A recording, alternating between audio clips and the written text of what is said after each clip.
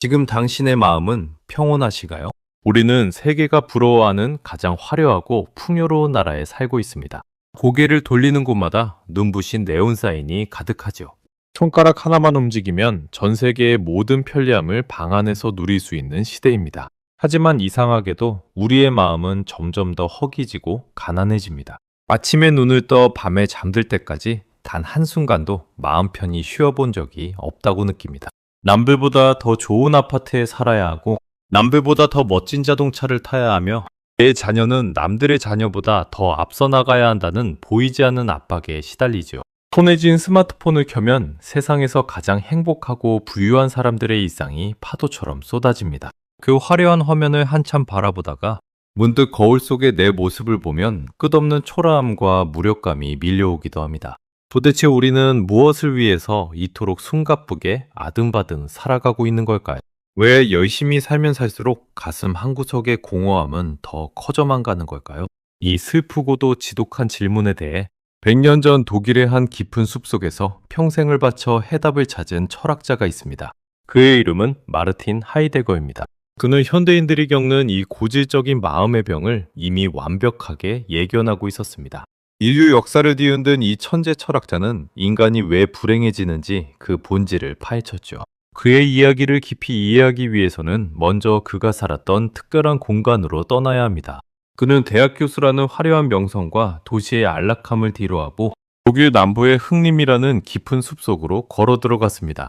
그곳에는 토트나우베르크라 불리는 사방이 나무로 둘러싸인 작은 오두막이 있었죠. 전기조차 들어오지 않고 오물물로 밥을 지어야 하는 아주 비좁고 불편한 공간이었습니다. 사방이 고요한 그곳에서 하이데거는 매일 아침 직접 장작을 패고 불을 지폈습니다. 그리고 숲길을 하염없이 걸으며 인간이라는 존재의 목소리에 귀를 기울였죠. 그가 그 고독한 오두막에서 깨달은 첫 번째 진리는 우리가 세상에 그저 던져진 존재라는 사실이었습니다. 하이데거는 이를 철학적 용어로 피투성이라고 불렀습니다. 우리는 그 누구도 스스로 원해서 이 세상에 태어나지 않았습니다. 대한민국이라는 치열한 경쟁 사회를 내 의지로 선택한 적도 없고 지금의 부모님과 지금의 환경을 고른 적도 없죠. 우리는 어느 날 갑자기 이 거대한 세상 속에 툭 하고 던져졌습니다. 이것이 바로 인간이 가진 근본적인 비극이자 매일 밤 밀려오는 불안의 진짜 정체입니다. 뿌리 없이 허공에 떠있는 나무처럼 우리는 늘 흔들리고 외로울 수밖에 없는 운명을 타고난 것이죠. 그런데 우리는 이 외로움과 불안을 마주하는 것을 너무나도 두려워합니다.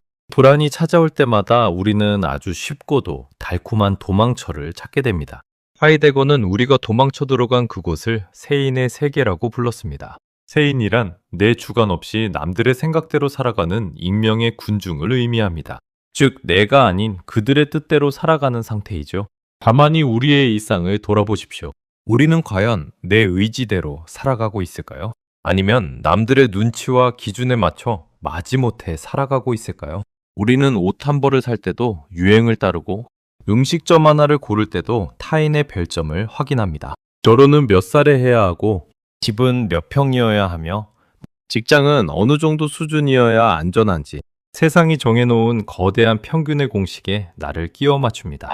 하이데거는 이세인의 삶을 가리켜 비본래적인 삶이라고 불렀습니다. 진짜 내 인생이 아니라 남들의 인생을 흉내내는 가짜 삶이라는 뜻이죠. 세인으로 살아갈 때 우리는 엄청난 안도감을 느낍니다. 남들과 비슷하게 살아가고 있으니 내가 크게 뒤처지지 않았다는 착각을 주기 때문이죠. 하지만 그 안도감의 대가는 너무나도 참혹합니다. 남들의 시선에 나를 맞추는 동안 나만의 고유한 색깔과 목소리는 완전히 지워져 버립니다. 평생을 내 인생의 주인공이 아니라 타인의 무대를 꾸며주는 엑스트라로 살아가게 되는 것이죠. 아무리 돈을 많이 벌고 성공해도 마음 깊은 곳에서 정체 모를 공허함이 나를 갉아먹는 이유는 바로 이 때문입니다. 내가 땀 흘려 이룬 그 성공이 정작 내가 원했던 것이 아니라 남들에게 보여주기 위한 껍데기였기 때문이죠.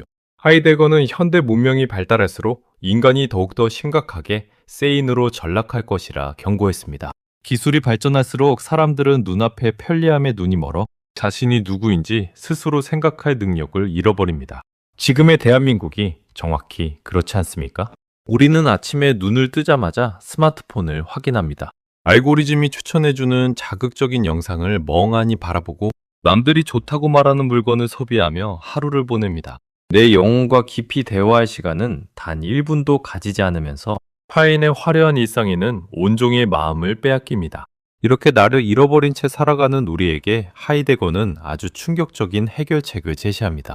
우리를 괴롭히는 그 거대한 불안을 억지로 피하거나 숨기지 말고 오히려 온몸으로 격렬하게 마주하라는 것입니다.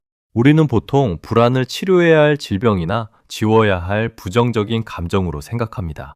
하지만 하이데거의 생각은 전혀 달랐습니다. 불안이야말로 타인의 시선 속에 깊이 잠들어 있던 나를 세차게 흔들어 깨우는 고마운 영혼의 알람 시계라고 말이죠. 생각해 보십시오. 우리가 극심한 불안을 느낄 때 비로소 세상의 시끄러운 소음들이 한순간에 사라집니다. 남들이 나를 어떻게 볼까 하는 걱정이나 내 계좌의 전전긍긍함이 불안이라는 거대한 폭풍 앞에서는 아무런 힘을 쓰지 못합니다. 불안은 우리에게 잔인할 정도로 선명하게 질문을 던집니다. 너는 지금 진정으로 너다운 삶을 살고 있는가? 너는 지금 도대체 어디를 향해 그토록 뛰어가고 있는가? 이 질문을 마주할 때 비로소 우리는 남들의 품에서 벗어나 홀로 서게 됩니다. 그리고 하이데거 철학의 가장 위대한 절정이자 우리의 삶을 송두리째 바꿀 열쇠가 등장합니다.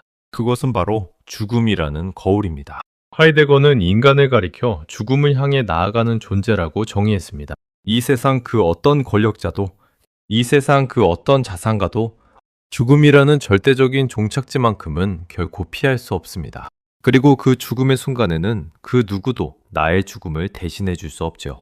아무리 사랑하는 가족이라도, 아무리 친한 친구라도 결국 마지막 숨을 거두는 순간만큼은 철저하게 혼자여야 합니다. 하이데거는 이 엄중한 사실을 평소에 늘 기억하며 살아가라고 권합니다.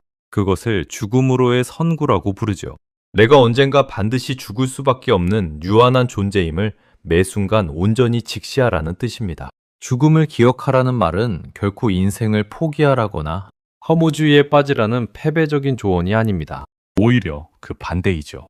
유한함을 깨달을 때 비로소 지금 내게 주어진 오늘이라는 하루가 얼마나 눈부시고 경이로운 기적인지 깨닫게 됩니다. 한번 깊이 상상해 보십시오. 만약 당신에게 허락된 삶의 시간이 딱 한 달밖에 남지 않았다면 지금 당신을 괴롭히는 그 모든 고민이 과연 의미가 있을까요?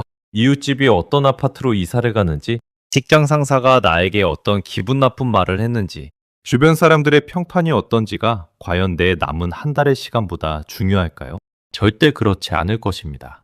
죽음이라는 거대한 절벽 앞에 서게 되면 우리가 목숨 걸고 매달렸던 그 수많은 비교와 경쟁이 한낱 가벼운 먼지처럼 날아가 버립니다. 그리고 오직 내 삶에서 가장 본질적이고 소중한 것들만 어둠 속의 별처럼 선명하게 살아남게 되죠. 사랑하는 사람의 따뜻한 눈빛, 공원을 걸을 때 불어오는 싱그러운 바람소리, 그리고 내가 진정으로 가슴 뛰며 하고 싶었던 일들, 그 순수하고 아름다운 존재의 가치들만 우리 곁에 남게 됩니다. 죽음을 곁에 두고 살아가는 사람은 더 이상 타인의 시선에 얽매여 인생을 낭비하지 않습니다. 내 인생의 마지막 날이 언제 올지 모르는데 어떻게 남들의 눈치를 보며 소중한 시간을 허비할 수 있겠습니까? 그들은 비로소 세인의 감옥에서 걸어나와 진짜 자기 인생의 주인이 됩니다. 대한민국이라는 치열한 사회 속에서 우리는 그동안 너무나도 훌륭하게 버텨왔습니다. 가족을 부양하기 위해, 그리고 내 미래를 책임지기 위해 무거운 짐을 등에 지고 묵묵히 걸어온 당신의 발자취는 그 자체로 이미 너무나도 숭고하고 아름답습니다. 하지만 이제는 그 무거운 가짜 짐들을 조금은 내려놓으셔도 괜찮습니다. 남들에게 뒤처질까봐 불안해하는 마음이 들 때마다 하이데거의 숲속 오두막을 떠올려 보십시오. 차가운 겨울바람이 창문을 두드리는 그 고요한 공간에서 오직 장작이 타오르는 소리에 집중했던 철학자처럼 당신의 마음속에 존재하는 고유한 방으로 들어가십시오. 세상이 외치는 시끄러운 성공의 기준을 잠시 끄고 당신의 영혼이 진정으로 원하는 목소리에 귀를 기울이십시오. 당신은 남들의 삶을 복사하기 위해 태어난 복사본이 아닙니다. 당신은 우주 전체를 통틀어 오직 단 하나밖에 존재하지 않는 가장 고유하고 존엄한 원본입니다. 남들이 피워낸 장미꽃을 부러워하느라 당신 내면에 숨겨진 아름다운 들꽃을 외면하지 마십시오. 언젠가 찾아올 삶의 마지막 순간에 나는 참으로 나다운 인생을 후회 없이 살았노라고 그렇게 당당하게 말할 수 있는 삶을 시작하십시오. 오늘 밤은 스마트폰을 잠시 내려놓고 가만히 눈을 감은 채 당신의 가슴 속에서 뛰고 있는 소중한 심장 소리를 느껴보시길 바랍니다. 그 깊은 고독 속에서 비로소 당신의 진짜 인생이 눈부시게 시작될 것입니다. 남들의 시선이라는 감옥을 부수고 걸어 나오는 순간 당신은 마침내 온전한 자유를 마주하게 될 것입니다. 그 자유로운 길 위에서 당신만의 고유한 발걸음을 묵묵히 내디디십시오. 세상이 아무리 흔들어도 결코 무너지지 않는 진짜 나를 발견하는 기쁨을 누리십시오. 시간은 흐르고 죽음은 다가오지만 그렇기에 지금 이 순간 당신의 존재는 그 무엇보다 찬란합니다. 당신의 남은 여정이 오직 당신만의 아름다운 이야기로 가득 차기를 진심으로 바랍니다. 고독을 두려워하지 마십시오. 그 고독이야말로 당신을 가장 당신답게 만들어주는 최고의 축복입니다. 이제 타인의 무대에서 내려와 당신만의 무대에서 가장 아름다운 주인공으로 빛나십시오. 그것이 하이데거가 오두막에서 우리에게 보낸 진정한 삶의 전령입니다.